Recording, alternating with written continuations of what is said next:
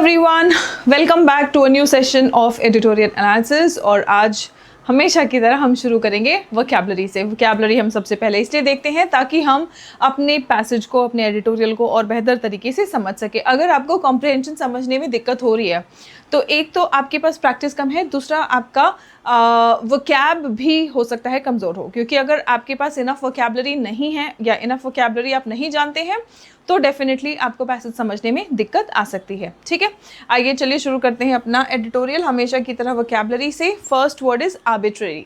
Arbitrary का मतलब क्या होता है? रैंडम, बिल्कुल, है ना, जो सोचा समझा ना हो, है ना, जो ऑर्डर में या ऑर्गेनाइज्ड ना हो। आर्बिट्रेरी, आर्बिट्रेरी इसका पार्ट ऑफ स्पीच क्या होगा? इसका पार्ट ऑफ स्पीच है एडजेक्टिव।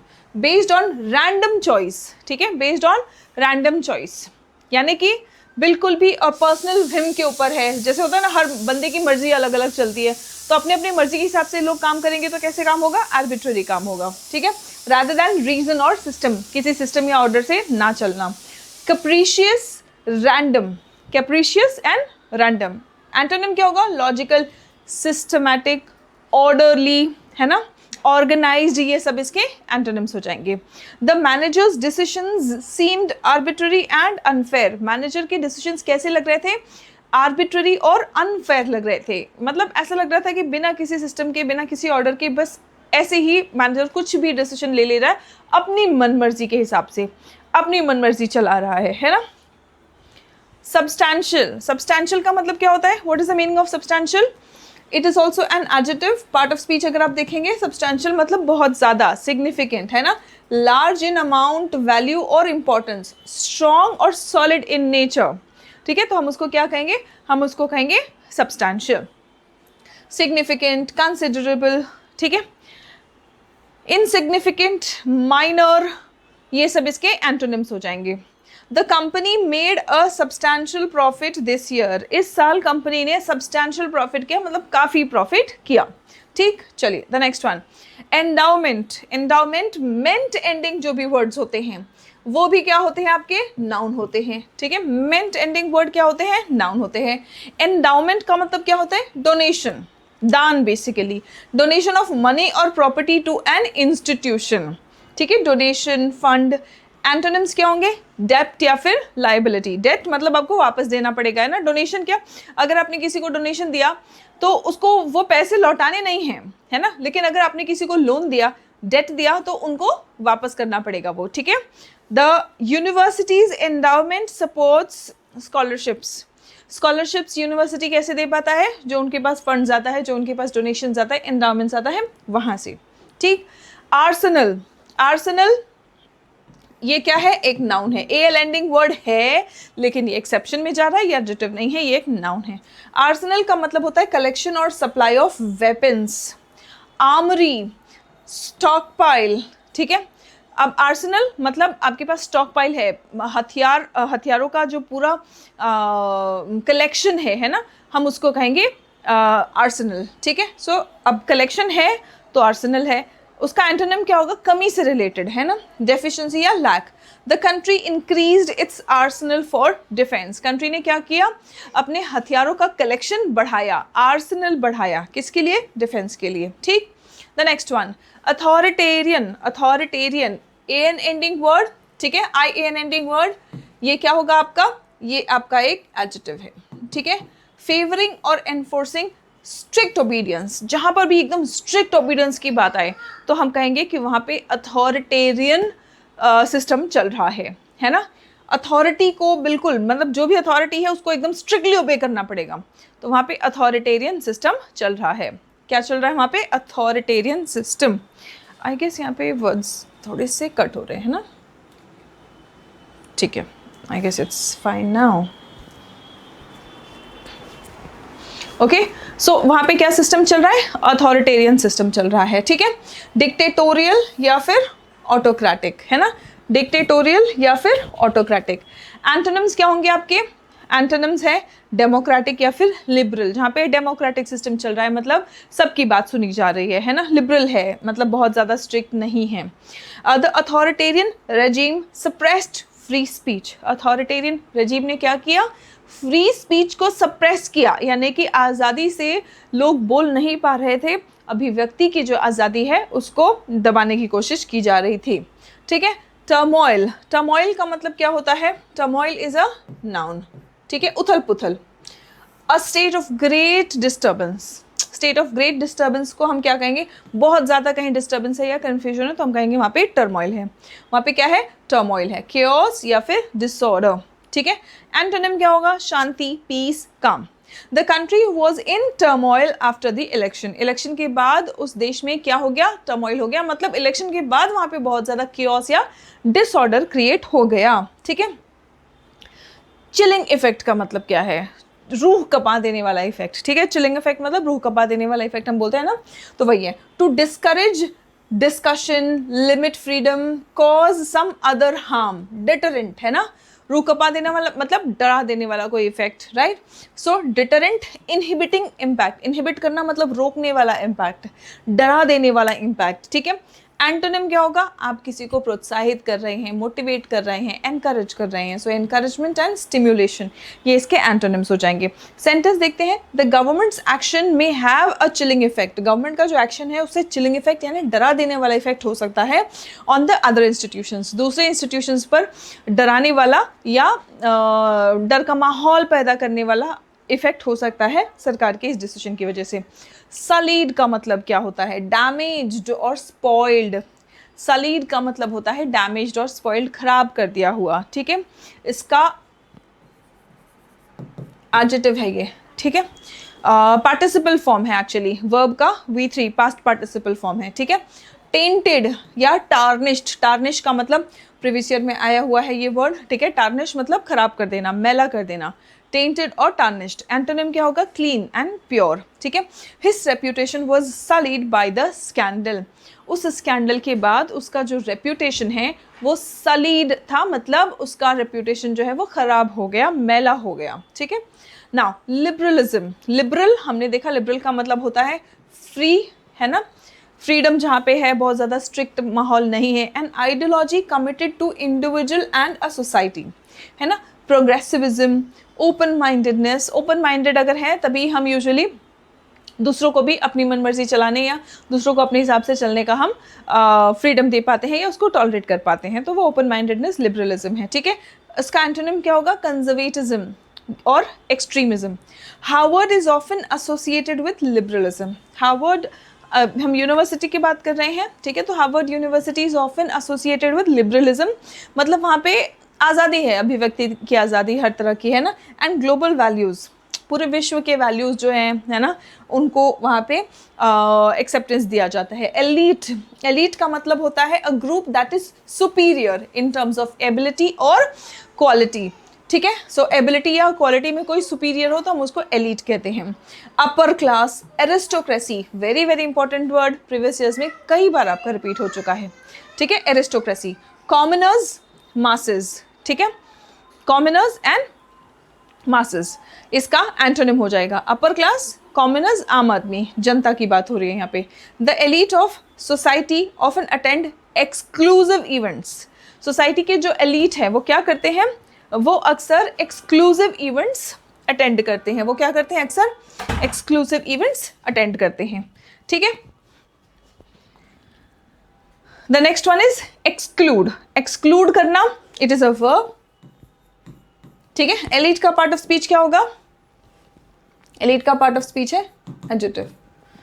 ठीक है, अच्छा ये एडजेक्टिव का भी काम कर सकता है, ये नाउन का भी काम कर सकता है। ठीक है, रिमेंबर दैट, वो कैसे यूज होगा उस पर डिपेंड करेगा। एक्सक्लूड, एक्सक्लूड का मतलब होता है किसी को बाहर निकाल देना या इग्नोर कर देना।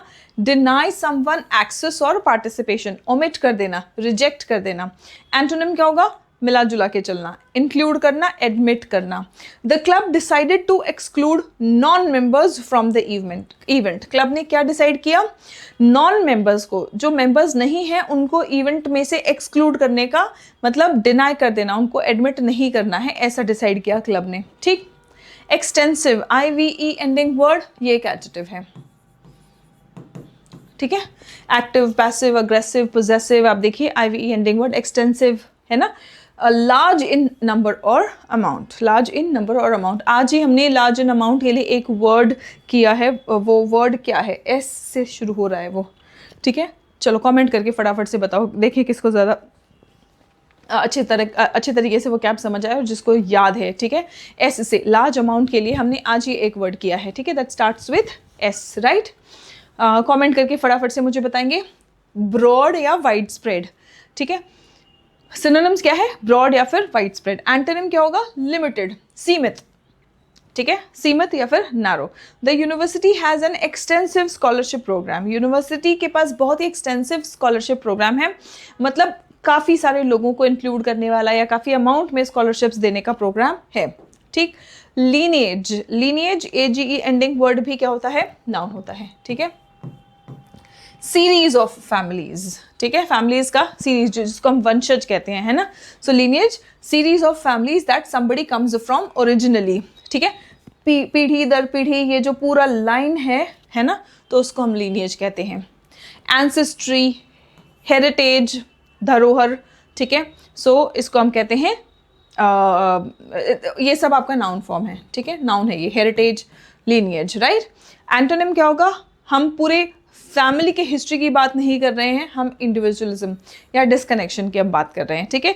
Admission preferences at the elite colleges sometimes favour certain lineages. क्या कहा जा रहा है कि कई बार कुछ कुछ कॉलेजेस में और खासकर एलीट कॉलेजेस में जो अपर क्लास कॉलेजेस हैं, है ना, तो वहाँ पे एडमिशन में प्रेफरेंस दिया जाता है किसको, सर्टन लीनेजेस को। किसी किसी वंशज से आप हैं या किसी फैमिली से हैं, है ना, तो आपको प्रेफरेंस दिया जाता है एडमिशन में कुछ कुछ एलीट कॉलेजेस में। Now students, we have our application serene Pathshala on Google play store. अगर आप कॉम्पिटिटिव एग्जाम्स के लिए इंग्लिश की तैयारी करना चाहते हैं तो आपके लिए बैच है कंप्लीट इंग्लिश फाउंडेशन बैच, और अगर आप अपने कम्युनिकेशन स्किल्स इंप्रूव करना चाहते हैं तो आपके लिए बैच है spoken English zoom express batch, ठीक है।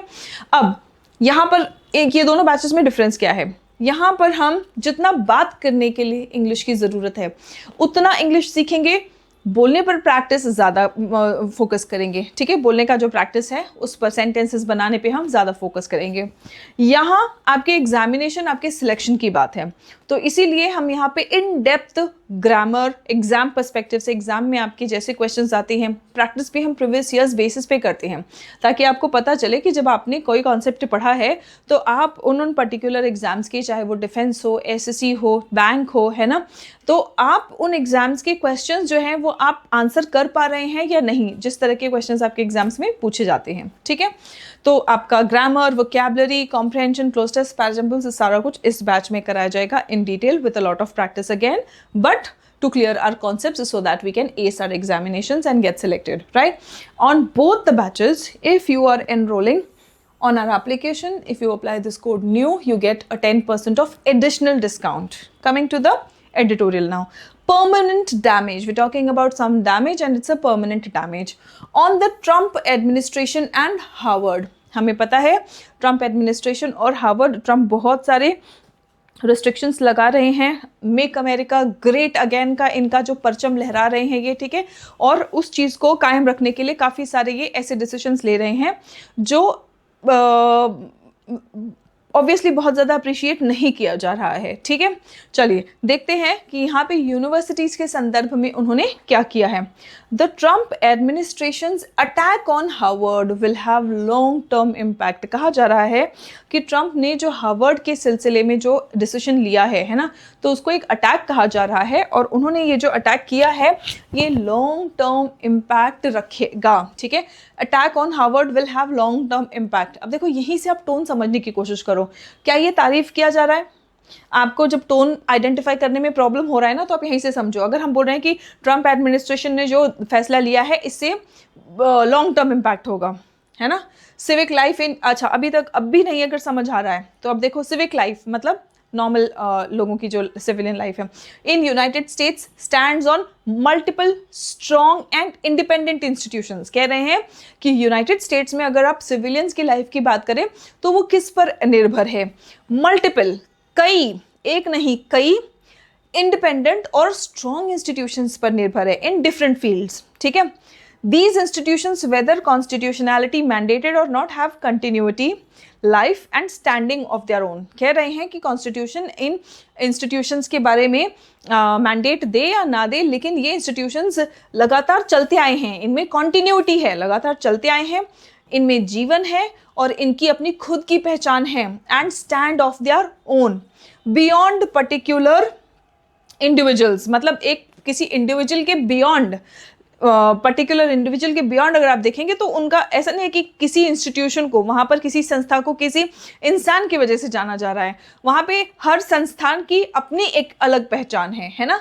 दे एनेबल डाइवर्सिटी, ये जो संस्थान है, ये जो इंस्टीट्यूशंस है, ये क्या एनेबल करते हैं, विविधता, डाइवर्सिटी एनेबल करते हैं, एंड प्लूरलिज्म, प्लूरलिज्म मतलब सबको साथ में लेकर चलने वाला concept, and provide protection against arbitrary decisions bye those in power.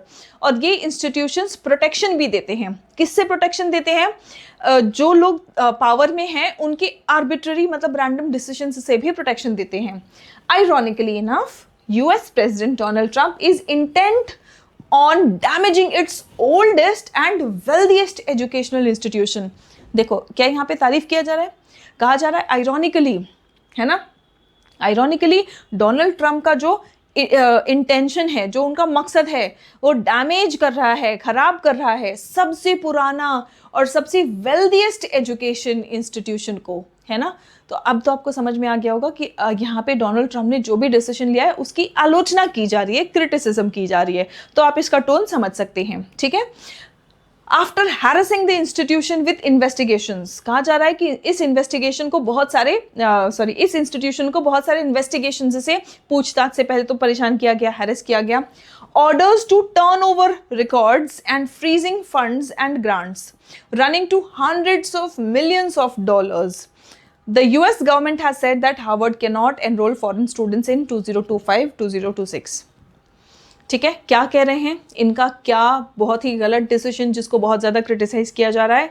कह रहे हैं कि आप फॉरेन स्टूडेंट्स को एनरोल नहीं करेंगे, अगर आप फॉरेन स्टूडेंट्स को एनरोल करेंगे तो हम आपको फंड्स नहीं देंगे, ये इनका फैसला है, ठीक है. तो देखिए एक बार फिर से समझिए अच्छे से. After harassing the institution with investigations, पहले इस संस्थान को कई सारे इन्वेस्टिगेशन से परेशान किया गया, फिर ऑर्डर दिया गया कि रिकॉर्ड्स दिखाओ, सारे रिकॉर्ड्स अपने दिखाओ, ठीक है. और फिर उसके बाद में फंड्स को रोक दिया गया, फ्रीजिंग फंड्स मतलब फंड्स को रोक दिया गया, फंड्स और ग्रांट्स को रोक दिया गया.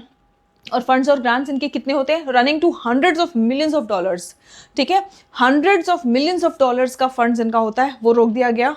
और फिर उसके बाद में यूएस गवर्नमेंट ने बोला, the US government has said that Harvard can not enrol foreign students, कहा कि आप फॉरेन स्टूडेंट्स को एनरोल नहीं कर सकते इस साल 2025-26 में. सम 6,800 international students including more than 750 from India, कहा जा रहा है कि 6,800 स्टूडेंट्स है फॉरेन स्टूडेंट्स, जिसमें से 750 तो इंडिया से ही है, ठीक है. Constitute more than 27% of its current student strength, मतलब अभी फिलहाल जितनी भी स्टूडेंट स्ट्रेंथ है वहाँ पे उसका 27% तो फॉरेन स्टूडेंट्स है. They will have to transfer to other institutions, अब इनको क्या करना पड़ेगा, इनको दूसरे इंस्टीट्यूशंस में जाना पड़ेगा विद इन द यूएस, और लीव यूएस में ही, या तो किसी दूसरे इंस्टीट्यूशन में जाना पड़ेगा या तो उनको यूएस छोड़ना पड़ेगा. As per the government which does not want any new international student there in 2025-26 either, ठीक है. वो बोल रहे हैं कि हमें कोई इंटरनेशनल स्टूडेंट चाहिए ही नहीं. The US government has said that the student visa program is a privilege that it has granted, and Harvard relies heavily on foreign students to build and maintain their substantial endowment. ठीक है, तो US government क्या कह रहे हैं, कह रहे हैं कि स्टूडेंट वीज़ा प्रोग्राम जो है ये एक प्रिविलेज है ना, ये एक स्पेशल ट्रीटमेंट है जो यूएस गवर्नमेंट ने दिया है. It has granted and Harvard relies heavily on foreign students to build and maintain their substantial endowment. और हार्वर्ड जो है इसी चीज़ पर निर्भर है, अपना substantial endowment, मतलब substantial मतलब large in amount, है ना, हमने देखा था substantial large in amount, endowment मतलब donation. So जो बड़े अमाउंट में उसको डोनेशन मिल रहा है वो डोनेशन बिल्ड और मेंटेन करने के लिए वो हेविली फॉरेन स्टूडेंट्स पर डिपेंडेंट है, which is set to run to over $55 billion, जो डोनेशंस की अगर हम बात करें तो लगभग $55 बिलियन तक है। And it seize foreign student visas and tax exempt status as weapons in its arsenal against Harvard. अब यूएस गवर्नमेंट क्या कर रहा है कि फॉरेन स्टूडेंट वीजाज जो है वो, फिर उसके बाद में टैक्स से एग्जेम्पशन जो दे रहा है, टैक्स एग्जेम्प्ट स्टेटस, इनको एक हथियार की तरह यूज कर रहा है हार्वर्ड के अगेंस्ट। ठीक है, यूएस गवर्नमेंट इसको एक हथियार की तरह यूज कर रहा है हार्वर्ड के against. Across the world the authoritarians playbook for pluralistic societies is to identify an enemy against whom a campaign is unleashed based on real and imagined grievances. अब आप इसको बहुत अच्छे से समझिए। अक्रॉस द वर्ल्ड, पूरी दुनिया भर में अगर आप देखेंगे, द अथॉरिटेरियंस प्लेबुक मतलब जो लोग डोमिनेट करते हैं, है ना, डिक्टेटरशिप वगैरह जो चलाते हैं, है ना, इनका मतलब सबसे फेवरेट तरीका क्या होता है for pluralistic societies is to identify an enemy. ये दुश्मन को पहचानते हैं against whom a campaign is unleashed. पहले दुश्मन को पहचानते हैं और फिर उनके अगेंस्ट एक कैंपेन स्टार्ट कर देते हैं। Against whom a campaign is unleashed based on real and imagined grievances. मतलब ग्रीवांसेस मतलब कंप्लेन्स, ठीक है, कुछ रियल कंप्लेन्स और कुछ बस इमेजिन कर लेते हैं, सोच लेते हैं कि हाँ ये दिक्कतें हैं, है ना, वो सब दिक्कतें सोच के रियल और इमेजिन करके वो दिक्कतों को लेके वो एक कैंपेन शुरू कर देते हैं। ठीक है, the campaign keeps the enemy in a state of disarray. Disarray मतलब बिल्कुल अस्त व्यस्त रखना, है ना, तो एक अस्त व्यस्त स्थिति में कैंपेन जो है एनिमी को रखता है, दुश्मन को। ये जो कैंपेन जब भी अथॉरिटेरियन कहीं पे भी जहाँ पे तानाशाही चल रही है ना, तो कहीं जहाँ पे भी तानाशाही चलती है पूरी दुनिया भर में आप देख लो, ये एक दुश्मन को आइडेंटिफाई करते हैं और उनके खिलाफ एक कैंपेन शुरू कर देते हैं। ठीक है, और वो कैंपेन कुछ रियल ग्रीवांसेस पे भी होता है और कुछ इमेजिन्ड ग्रीवांसेस पे भी होता है, right. Even turmoil with long term damage and a chilling effect.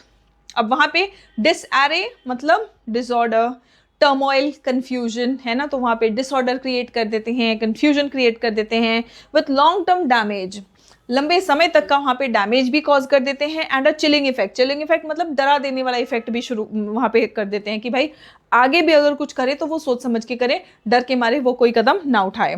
दो सलीड बाय अनसेवरी लिंक्स, है ना, सलीड मतलब डैमेज्ड, है ना, तो हालांकि दो सलीड बाय अनसेवरी लिंक्स, अनसेवरी लिंक्स से वो सलीड तो हो गए यानी डैमेज तो हो गए, है ना। From the Salim which trials to Enron, Harvard attracts some of the brightest talents। कह रहे हैं कि हार्वर्ड परेशान तो हुआ था लेकिन हार्वर्ड अट्रैक्ट करता है some of the brightest talents from across the world and trains them for leadership roles in their chosen fields। Harvard क्या करता है कि भाई भले ही कुछ डैमेज हुआ है वहाँ पे, लेकिन हार्वर्ड यूजुअली क्या करता है, ब्राइटेस्ट टैलेंट को अट्रैक्ट करता है। ठीक है, ब्राइटेस्ट टैलेंट को अट्रैक्ट करता है और उसको लीडरशिप, मतलब जो भी, मान लीजिए आप बहुत टैलेंटेड हैं, आप वहाँ पे जाते हैं, आपका जो चोजन फील्ड है उसके लिए, उस फील्ड में, उस क्षेत्र में आपको नेतृत्व के लिए, आपको लीडरशिप के लिए हार्वर्ड ट्रेन करता है। इतनी हार्वर्ड की कैपेबिलिटी है ना। It represents liberalism and knowledge creation. Harvard किसका प्रतिनिधित्व करता है या किसको रिप्रेजेंट करता है?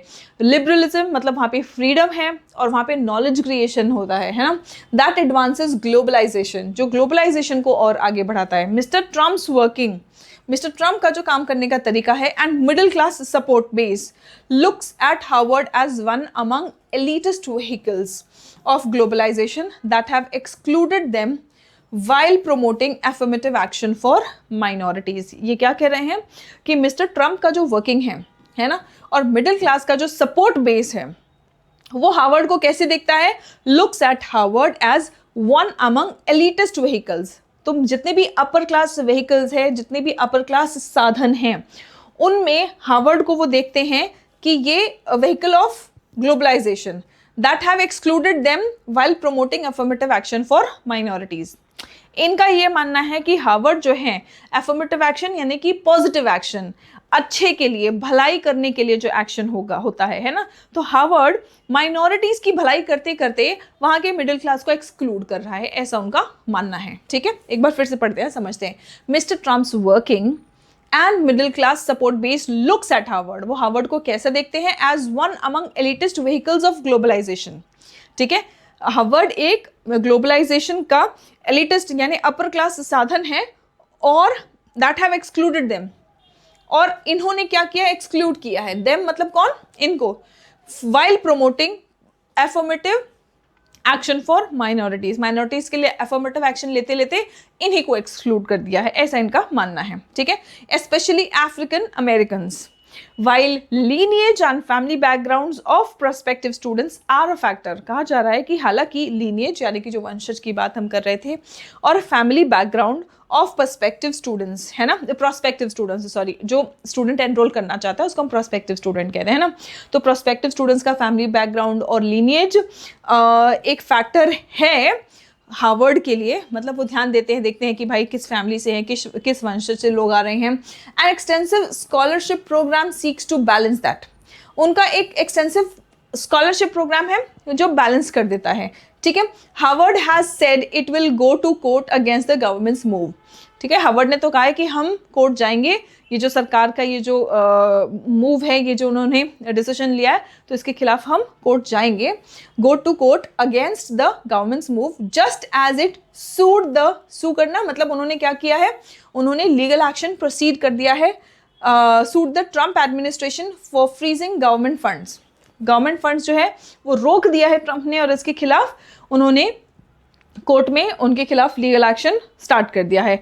वाइल द कोर्ट्स में well stay the ban, courts कहा जा रहा है कि हो सकता है कि कोर्ट्स जो है वो बैन को रोक दें, यानी कि जो गवर्नमेंट फंड्स इनके रोके गए हैं इसको अलाउ कर देंगे वो, ठीक है, और ये जो गवर्नमेंट फंड्स इनके बैन किए गए हैं इनको हटा देगा। वाइल द कोर्ट्स में stay the ban, stay the ban मतलब बैन हटा देना है ना, जो ये बैन किया गया है उसको हटा देंगे।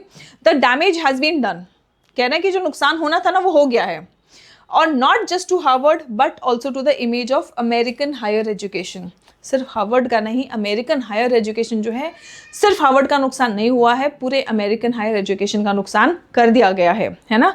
एंड द डेमोक्रेटिक प्रिंसिपल्स, जो वहाँ के लोकतांत्रिक प्रिंसिपल्स है, जो डेमोक्रेटिक प्रिंसिपल्स हैं, इन सब का नुकसान ऑलरेडी कर दिया गया है। It is damage that can not be easily remedied, remedy मतलब इलाज, तो ये एक ऐसा डैमेज है जिसका इलाज जल्दी नहीं किया जा सकता, आसानी से नहीं किया जा सकता। ऐसा क्यों कह रहे हैं? बिकॉज देखो, डैमेज, किस डैमेज की बात कर रहे हैं कि क्या डैमेज कर दिया गया है। अब अगर मान लीजिए हार्वर्ड के खिलाफ ये एक्शन ट्रम्प एडमिनिस्ट्रेशन ने ले लिया है फंड्स रोकने का, तो सीधी बात है और भी इंस्टीट्यूशंस के खिलाफ ये ऐसा एक्शन ले सकते हैं, बता के डायरेक्टली इनडायरेक्टली फंड्स रोक सकते हैं, है ना। तो ऑब्वियसली लोग क्या करेंगे, जो इंस्टीट्यूशंस हैं वो डर जाएंगे फॉरेन स्टूडेंट्स को एंटरटेन करने के लिए, और फॉरेन स्टूडेंट्स को एंटरटेन नहीं करेंगे तो ये जो फॉरेन स्टूडेंट्स वहाँ पे पढ़ने जाना चाहते हैं या जा रहे हैं या हैं या सोच रहे हैं जाने का, है ना, तो उनके लिए ये बहुत ही नेगेटिव स्टेप है। डर पैदा कर दिया है कि यार वहाँ पे जाएंगे तो पढ़ पाएंगे कि नहीं पढ़ पाएंगे, कहीं अचानक बीच में ऐसा कोई एक्शन ले लिया गया, फिर हमारी पढ़ाई बीच में खतरे में आ जाएगी, इतने पैसे भी बर्बाद होंगे, है ना। तो अब डर तो पैदा हो गया है। सो इसी बात की ये लोग यहाँ पे जिक्र कर रहे हैं कि जो नुकसान होना था वो तो इन्होंने कर दिया है। हो सकता है कि कोर्ट इस बैन को हटा दे और गवर्नमेंट फंड्स जो रोके गए हैं उनको अलाउ कर दिया जाए, लेकिन जो डर पैदा कर दिया है वो डैमेज तो कर ही दिया है इन्होंने। ठीक, चलिए अब टोन देखते हैं। What is the overall tone of the editorial towards the Trump administration's action? Trump administration का जो एक्शन है उसके एक्शन पर ओवरऑल टोन क्या है एडिटोरियल का? न्यूट्रल है, मतलब ना ये पॉजिटिव है या नेगेटिव है, ऐसा कोई टोन है। सपोर्टिव है, मतलब बोल रहे हैं हाँ हाँ ठीक है, बढ़िया किया है, ट्रम्प ने जो किया है ठीक किया है। अपोलोजेटिक है, यानी कि माफ़ी मांग रहे हैं कि ठीक है ट्रम्प भाई साहब ने जो किया हम उसके लिए माफ़ी मांगना चाहते हैं, शर्मिंदा हैं, ठीक है बहुत गलत हुआ, ऐसा कुछ नहीं, है ना। क्रिटिकल हैं, साफ क्लियर शब्दों में कहा जा रहा है कि जो एक्शन लिया गया है वो गलत लिया गया है, लॉन्ग टर्म इम्पैक्ट होगा, लॉन्ग टर्म डैमेज कर दिया है ना। तो ये सारी वर्ड्स से आपको पता चलेगा कि क्रिटिसिज्म हो रहा है, यहाँ पे क्रिटिकल टोन है, ठीक है। According to the editorial, why is the Trump administration targeting Harvard university? Editorial के अकॉर्डिंग आपको क्या लग रहा है कि ट्रम्प एडमिनिस्ट्रेशन जो है ये हार्वर्ड यूनिवर्सिटी को क्यों टारगेट कर रहे हैं? ऑप्शंस देखिए आप, ये because of its links to corporate scandals like Enron, है ना, कॉर्पोरेट, हमने बात किया ना, दो मतलब कुछ ऐसी वहाँ पे घटनाएं हुई जिसकी वजह से हार्वर्ड का जो रेप्यूटेशन है वो सलीड हो गया, खराब हो गया, लेकिन फिर भी एक दुक्के यहाँ पे कुछ इंसिडेंट्स हुए हैं जिसकी वजह से उनका जो रेप्यूटेशन है वो सलीड हो गया, यानी कि डैमेज हो गया, खराब हो गया उनका नाम। लेकिन फिर भी वहाँ पे बहुत ब्राइटेस्ट ऑफ माइंड्स जाते हैं, बहुत टैलेंटेड लोग वहाँ पे जाते हैं और अपने अपने चोजन फील्ड में लीडरशिप के लिए तैयार होके वहाँ से आते हैं, है ना। तो ये तो हमने देखा था। अब बात हो रही है कि आपको क्या लग रहा है कि ट्रम्प एडमिनिस्ट्रेशन ने क्यों टारगेट किया हार्वर्ड यूनिवर्सिटी? क्योंकि उनका कुछ कॉर्पोरेट स्कैंडल्स के साथ में लिंक था, इसलिए to reduce the number of foreign students in the US, वो number of foreign students US में कम करना चाहते हैं।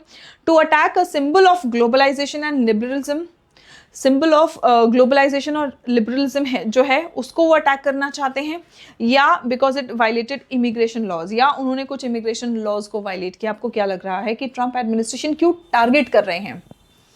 So the answer is yes. आपको ऐसा लगेगा कि आंसर ऑप्शन बी है, but your answer is option C. Reason being कि ये सिंबल है ना, ये एक प्रतीक है। अगर उनको फॉरेन स्टूडेंट्स को रोकना है तो वो किसी और यूनिवर्सिटी को भी टारगेट कर सकते हैं, लेकिन हार्वर्ड एक सिंबल ऑफ ग्लोबलाइजेशन है ना, और सिंबल ऑफ लिबरलिज्म है, जो इसीलिए इसको टारगेट किया। एक ऐसी यूनिवर्सिटी को टारगेट किया कि बाकी यूनिवर्सिटीज अपने आप डर जाएंगे, है ना। So to attack a symbol of globalisation, इसीलिए आपका आंसर होगा ऑप्शन सी। ठीक है, चलिए the next one. What potential long term impact does the editorial suggest? क्या लॉन्ग टर्म इम्पैक्ट हो सकता है इस गवर्नमेंट के डिसीजन का? It will lead to Harvard's closure, Harvard बंद हो जाएगा इससे। It will lower Harvard's academic standards, Harvard के एकेडमिक स्टैंडर्ड्स कम हो जाएंगे। It will damage reputation of US higher education and democratic values, या फिर it will make Harvard independent from government funding, government funding ही लेना बंद कर देगा हार्वर्ड। आपका आंसर क्या है? यस, ये यूएस का रेप्यूटेशन, यूएस के हायर एजुकेशन का और वहाँ पे जो डेमोक्रेटिक वैल्यूज़ को महत्व दिया जाता है उसका ये रेप्यूटेशन खराब कर रहा है। So your option answer is option C. What does the word arsenal most likely mean in the context as weapons in its arsenal? So arsenal का मतलब यहाँ पे पैसेज के अकॉर्डिंग क्या है? हम जानते हैं आर्सेनल का मतलब होता है हथियारों का कलेक्शन, ठीक है, लेकिन यहाँ पे आपका आंसर क्या होगा? क्या मीनिंग है कॉन्टेक्स्ट में? Military base, collection of weapons और टूल्स, रिसर्च लाइब्रेरी, या फिर storage room? Yes, the answer is collection of weapons and और टूल्स। ठीक है, अब correct form of the verb आपको बताना है जिससे कि ये सेंटेंस कंप्लीट हो। Harvard dash the government's decision in court next week. Next week की हम बात कर रहे हैं, फ्यूचर की हम बात कर रहे हैं, है ना। सो हम कौन सा टेंस यूज करेंगे? Yes, Harvard will challenge, future tense, simple future. बहुत इजी क्वेश्चन है, ये तो सबको आ जाना चाहिए। ठीक है, चलिए अब 5 क्वेश्चंस में से कितने क्वेश्चंस आपके सही हुए हैं आप कमेंट करके बताएंगे मुझे। ठीक है, आपका क्या स्कोर है ये आप मुझे कमेंट करके बताएंगे। आज का सेशन कैसा लगा, अपना फीडबैक ज़रूर शेयर करिए और मिलते हैं अगले सेशन में। तब तक अपना ख्याल रखें, स्वस्थ रहें, मस्त रहें, पढ़ते रहें और सभी बच्चे आगे बढ़ते रहें। जय हिंद एवरीवन।